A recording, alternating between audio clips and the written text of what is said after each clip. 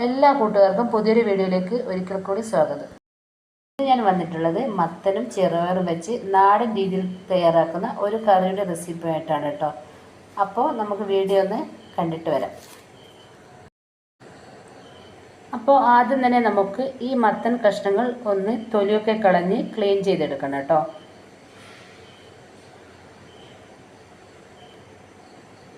അതിനുശേഷം നമ്മൾക്ക് ചെറുപയർ നന്നായിട്ട് കഴുകി എടുക്കാം കേട്ടോ. ഒരു 3-4 പിടി ചെറുപയറുണ്ട്.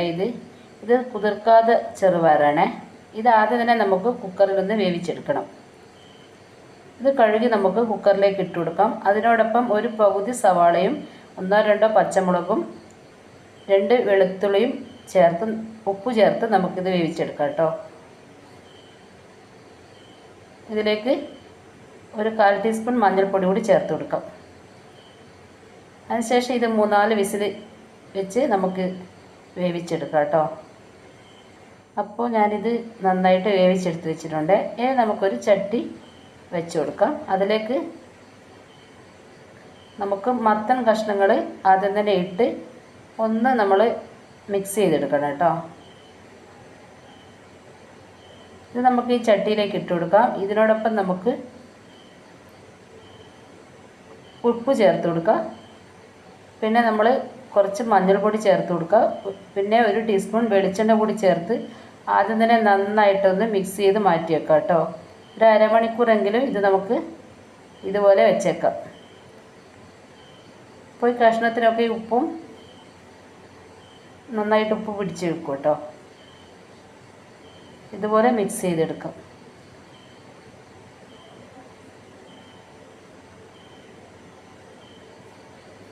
നമുക്ക് മൂടി വെക്കാം കേട്ടോ. അരമണിക്കൂർ ശേഷം ഇത് നന്നായിട്ട് ഇതിൽ വെള്ളമൊക്കെ ഊറി വന്നിട്ടുണ്ട്.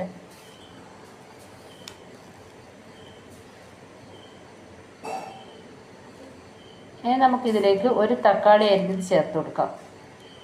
പിന്നെ നമ്മളിത് വേവാൻ ആവശ്യമായ വെള്ളം ഒഴിച്ച് നമുക്കിത് വേവിച്ചെടുക്കാം കേട്ടോ. അതിനുശേഷം നമുക്ക് ഒരു അരപ്പ് തയ്യാറാക്കണേ. ഇതിലേക്കൊരു 3-4 പിടി തേങ്ങ ഇട്ട് കൊടുക്കാം.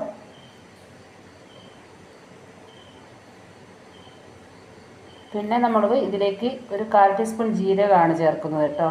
പിന്നെ 2 കൊച്ചുള്ളി ചേർത്ത് കൊടുക്കാം. പിന്നെ 2 വെളുത്തുള്ളി കൂടി ചേർത്ത് 2-3 പച്ചമുളകും ചേർത്ത് നമുക്കിതൊന്ന് നന്നായിട്ട് അരച്ചെടുക്കാം.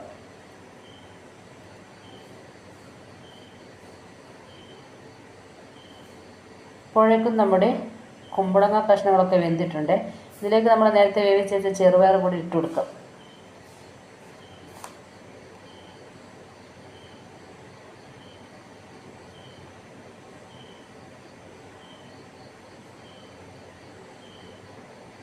ചെറുപയർ ഇതിലേക്ക് ചേർത്ത് കൊടുത്തതിന് ശേഷം നമ്മൾ നേരത്തെ അരച്ച് വെച്ച മിക്സ് എടുത്ത് ഇതിലേക്ക് ചേർത്ത് കറിക്കാവശ്യമായ വെള്ളം ഒഴിച്ച് കലക്കിയെടുക്കാം കേട്ടോ. ഇതിലേക്ക് നമുക്ക് ഉപ്പ് കൂടി ചേർത്ത് കൊടുക്കാം.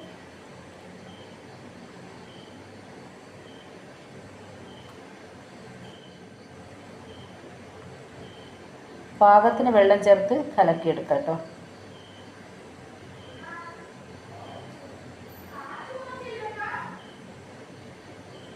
ഉപ്പ് ചേർത്തതിന് ശേഷം നമുക്കിതൊന്നുകൂടി നമുക്കൊന്ന് തിളപ്പിച്ചെടുക്കാം.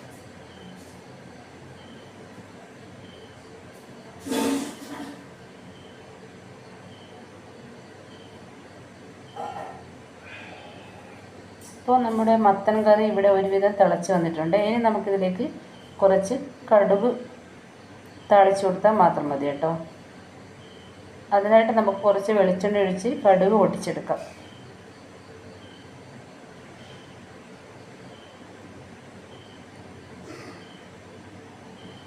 കടുക് പൊട്ടിയ ശേഷം നമുക്ക് വറ്റൽമുളകും കറിവേപ്പിലയും കൂടി ഇട്ട് കൊടുത്ത് ഇത് നേരത്തെ തയ്യാറാക്കി വെച്ച കറിയിലേക്ക് ഒഴിച്ചു കൊടുക്കാം കേട്ടോ.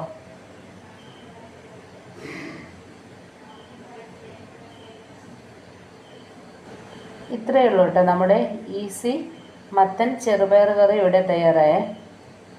അപ്പോൾ ഈ വീഡിയോ ഇഷ്ടമായാൽ ലൈക്ക് ചെയ്യുക, സബ്സ്ക്രൈബ് ചെയ്യുക.